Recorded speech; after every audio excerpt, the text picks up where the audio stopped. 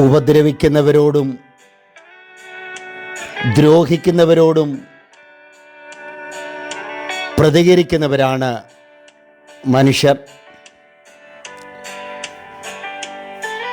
നമ്മെ ഉപദ്രവിക്കുന്നവരോടുള്ള പ്രതികരണ നടപടിയാണ് പരിഹാരത്തിൻ്റെ ആദ്യപടിയായി പലരും കാണുന്നത്.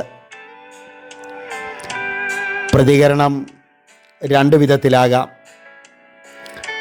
ആ വിഷയത്തെ ആളിക്കത്തിക്കാനും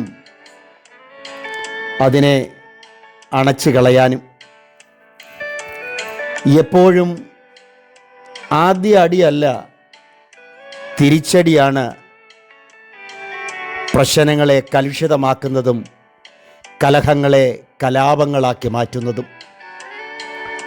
പ്രതികരിക്കുന്നവർക്ക് പക്വതയും ജ്ഞാനവും ഉണ്ടെങ്കിൽ എത്ര ആസൂത്രണം ചെയ്ത് നടത്തുന്ന കലാപങ്ങളും ഗൂഢാലോചനകളും പരാജയപ്പെടുക തന്നെ ചെയ്യും. എത്ര നിഷേധാത്മകമായി പെരുമാറുന്നവരോടും ശാന്തമായി പ്രതികരിക്കുന്നവരാണ് സാഹചര്യങ്ങളെ തങ്ങളുടെ വരുതിയിലാക്കുന്നത്. സമാധാനത്തോടും ശാന്തതയോടും പ്രശ്നങ്ങളെ നാം കൈകാര്യം ചെയ്യുന്നു എങ്കിൽ ആ പ്രശ്നങ്ങൾ നമ്മുടെ മുൻപിൽ മഞ്ഞുരുകുന്നത് പോലെ തീരും.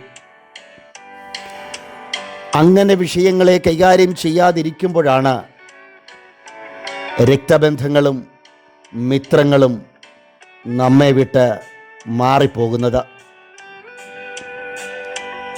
ഒരിക്കൽ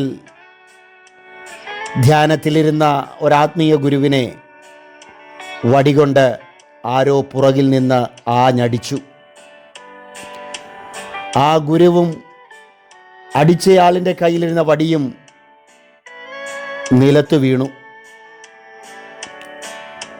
നിലത്ത് വീണ ആത്മീയ ഗുരു ആ വടിയും എടുത്തുകൊണ്ട് അയാളുടെ പിറകെ ഇങ്ങനെ വിളിച്ചു പറഞ്ഞുകൊണ്ടോടി, അങ്ങയുടെ ഈ വടി കൂടി കൊണ്ടുപോകൂ, എനിക്കിതിൻ്റെ ആവശ്യമില്ല. പക്ഷേ ഭയന്ന ആ മനുഷ്യൻ ഓട്ടം തുടർന്നുകൊണ്ടേയിരുന്നു. ഗുരുവും വിട്ടുകൊടുത്തില്ല, പിന്നാലെ ഓടി. ആ ഓടിയ കൂട്ടത്തിൽ അനേക ആൾക്കാർ അവരെ ഇരുവരെയും പിന്തുടർന്നു. അവസാനം തളർന്നവശനായ ആ മനുഷ്യൻ താഴെ വീണു. ആത്മീയ ഗുരു അയാളുടെ അടുത്ത് എന്നിട്ട് ഇങ്ങനെ പറഞ്ഞു, ഞാൻ നിങ്ങളെ ഉപദ്രവിക്കുവാനല്ല വന്നത്, നിങ്ങളുടെ സ്വന്തമായ ഈ വടി നിങ്ങൾക്ക് കൈമാറുവാനാണ്. അങ്ങനെ അദ്ദേഹം ആ വടി കൈമാറി. ഒടുവിൽ ഓടിത്തളർന്ന ആത്മീയ ഗുരു തൻ്റെ ആശ്രമത്തിലേക്ക് തിരികെ നടന്നു. അപ്പോൾ ആൾക്കൂട്ടത്തിൽ ഒരാൾ ചോദിച്ചു,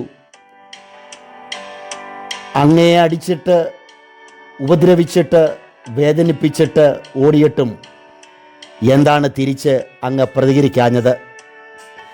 എന്താണ് ഒരടി പോലും നൽകാതെ അയാളുടെ വടി തിരികെ കൊടുത്തത്?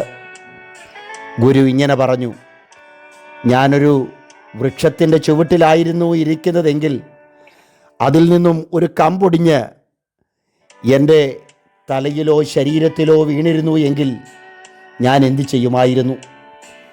ആ വീഴ്ചയുടെ ആഘാതത്തിൽ എനിക്കൊടിവോ ചതിവുകളോ ഉണ്ടായിരുന്നെങ്കിൽ ഞാൻ അത് സഹിക്കേണ്ടി വരും. ഇതും അത്രയേ ഉള്ളൂ. നടക്കാനുള്ളത് നടന്നു. ഇനി കാര്യങ്ങളെ വഷളാക്കുവാൻ എനിക്കാവില്ല. പ്രിയരെ, നമ്മുടെ ജീവിതത്തിലും ഇതുപോലെയുള്ള സന്ദർഭങ്ങൾ ഒട്ടനവധി വന്നിട്ടുണ്ട്. നമ്മളെ വേദനിപ്പിച്ചവരോട്, നമ്മുടെ ജീവിതത്തിൽ നഷ്ടങ്ങൾ വരുത്തിയവരോട് പ്രതികരിക്കുവാൻ ആർക്കും അറിയാൻ വയ്യാഞ്ഞിട്ടല്ല. പക്ഷേ ദൈവസ്നേഹത്തിൻ്റെ ആഴം, പ്രാർത്ഥനയുടെ ശക്തി എല്ലാവരിലും ക്ഷമിക്കുവാൻ ഇടയാക്കുന്നു. അതുകൊണ്ട് എല്ലാം ക്ഷമിക്കാം, സ്നേഹിക്കാം. നമുക്ക് മിത്രമായി എല്ലാവരെയും കാണാം. ദൈവം നമ്മെ അനുഗ്രഹിക്കട്ടെ.